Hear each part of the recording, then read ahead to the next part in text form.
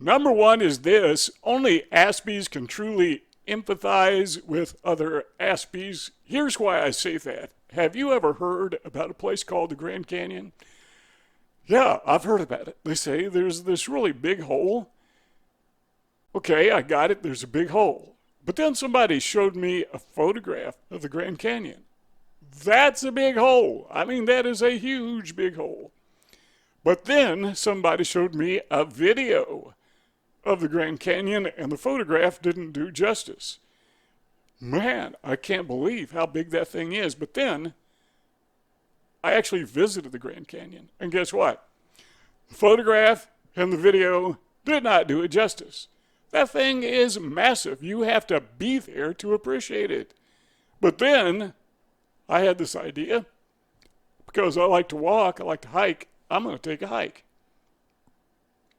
I want you to imagine walking down a trail that is at the widest 3 feet, and to your left side, you're looking down at the top of a mountain. I mean, this is like being walking on the edge of a skyscraper that is taller than any skyscraper on the planet. And you're right there on the edge.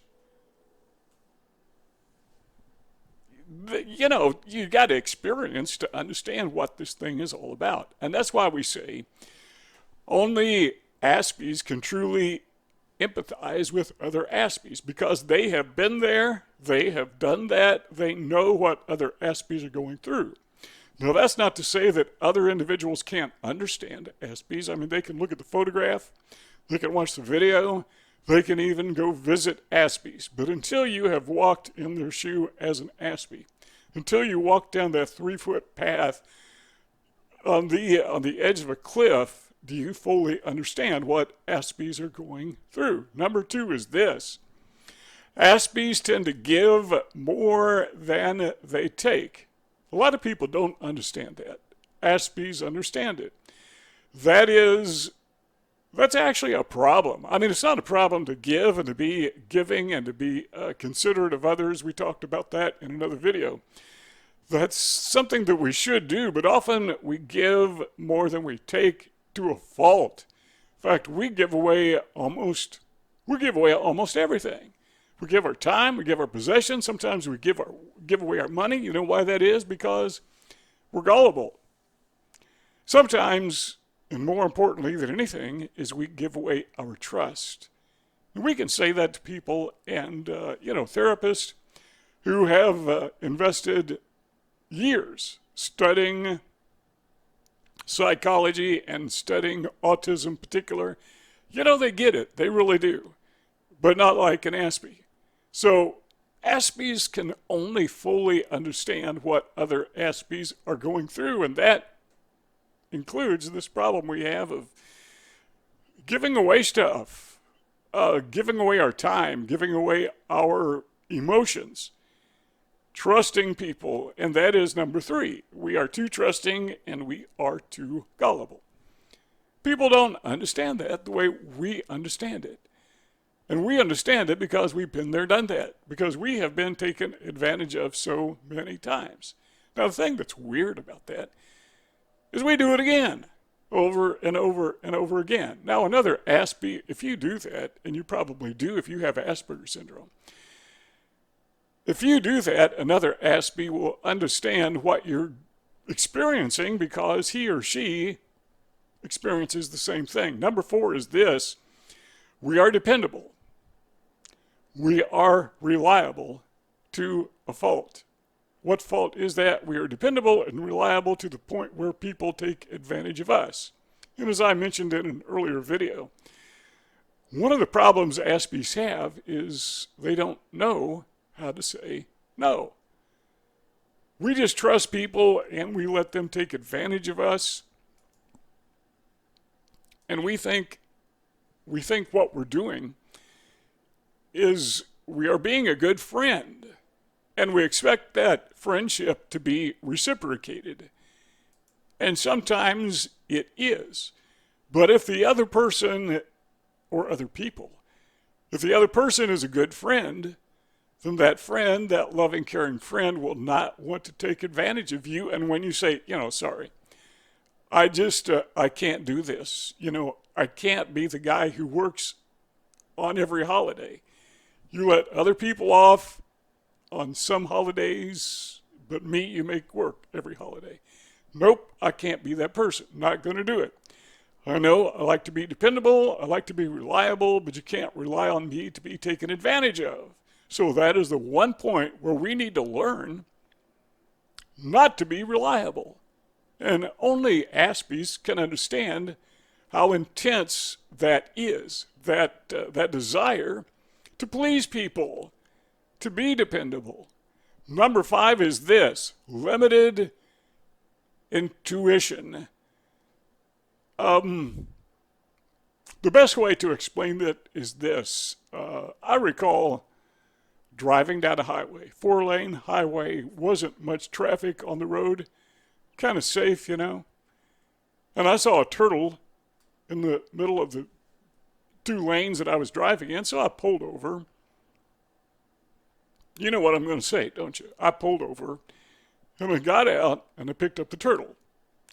I didn't want it to get run over, but my grandkids were little at the time, so I just took it home and let the grandkids see it, play with it, put it in the water, and then I took it out and released it in the woods near a pond. How many people do that? Stop and pick up a turtle because it will get run over? Not too many. So we have this intuition.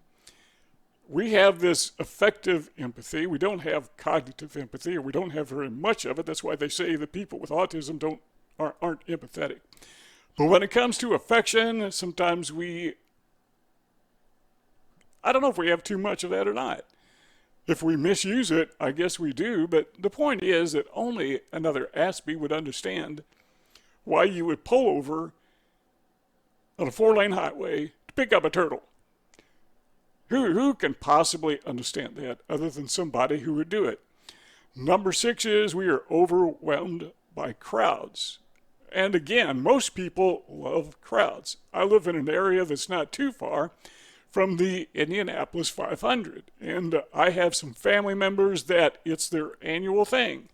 They get together and they go to the race. Most people call it Memorial Day. In Indianapolis, they call it Race Day. They call it Memorial Day too, but they call it Race Day. Everybody knows what they're talking about. When I was a kid, people were obsessed in Indianapolis with the race. That's all they talked about for like 2 months before it happened. And they love that crowd. They thrive on being with those other people. I can't stand it. I just want to get out of there. And it's not just a massive sports event. It's a wedding. It's a funeral. It's an extended family gathering. It's school. It's church. It's wherever people gather. There's something about that is very discomforting. I want to get away from there. I want to get alone. But other people don't understand that, obviously, because they seem to thrive on the social environment. They thrive on the crowd. Well, who does understand that? Well, if you're an Aspie, you understand it perfectly. And if you do, just put that in the comments. Ken, I understand what you're saying. Tell me what you understand. It may be this or another point, but we understand what you're talking about. So number 7 is this: we are quietly compassionate. Once again, this touches on affection or affective empathy. If we see somebody who is alone, somebody sitting alone, somebody all by themselves, we kind of feel sorry for that person. And it could be the person is just, they're perfectly happy being alone, but we see them, but we identify with that because we know what it's like to sit in the cafeteria of a school all by yourself.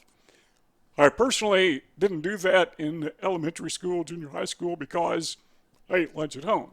Sometimes in high school, I'd have other kids I'd sit with, but a lot of times I found myself sitting all by myself. And all this noise around you, the noise of the crowd talking, and teenagers, by the way, talk really, really loud. They try to out-talk each other, and there you are all by yourself. And when you see people by themselves, you have this quiet compassion for those people. Who would possibly understand that other than another Aspie? Number 8 is this. Aspies, with exceptions, tend to be very good with money when they have it. The reason so many Aspies don't have financial security is because they can't keep a job. If they get a job and they last maybe 6 months, sometimes a year, 2 years, 3 years at the most. Why is that? Because people just don't get them. It's not that they can't do the job. It's not that they're not reliable. It's not that they aren't loyal to the company. Probably they're loyal to a fault. We talked about that before. But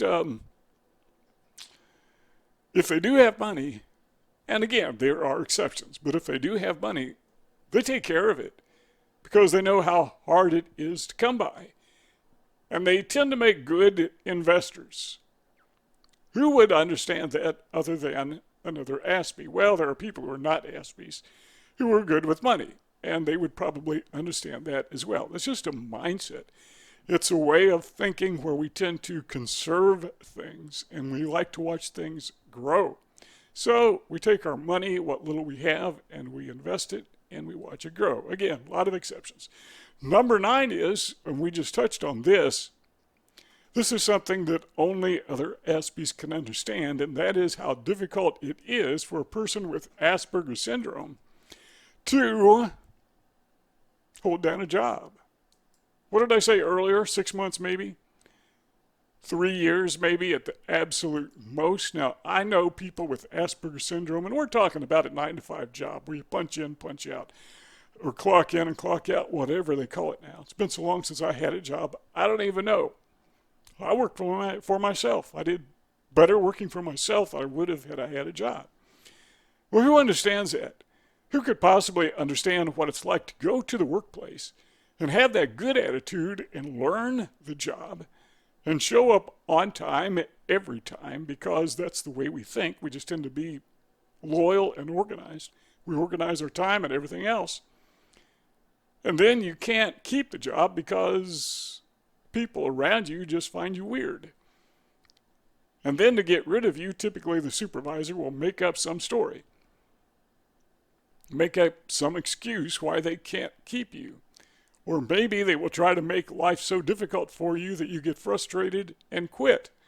Who could possibly understand what you're going through other than another person who has gone through it or who is now going through it? Number 10 is this. Now, this may come as a shock to people who are not Aspies, people who do not have Asperger syndrome. But believe it or not, people with Asperger syndrome do not like being odd. We do not like being rejected. We don't like being weird. We also don't like talking. That seems very strange to people. You're not talking, so you're weird. Well, only Aspies can understand that. We like to be accepted. We just don't want to talk. We don't want to talk much, but we do want to be accepted. And you know what? We do want to be accepted. But you know what? You never get used to it. You never get accustomed to being rejected. You never get used to being hated by people for no reason. You never get accustomed to being treated, trying to think of a delicate way to say like crap. I can't think of a delicate way, so I'll say you never get used to being treated like crap. You don't get used to it, but you do come to anticipate it. You come to expect it, which is a good thing because you're prepared for it, and sometimes you can learn how to deal with it. That, by the way, would be a good idea for another video. And speaking of another video, look on your screen. See those rectangles? Click on them. You know why? Because this isn't ending. It ends when you want it to end. And we can go on talking for a very, very, very long time because we got a lot of videos on YouTube, and you can listen and you can learn as long as you want.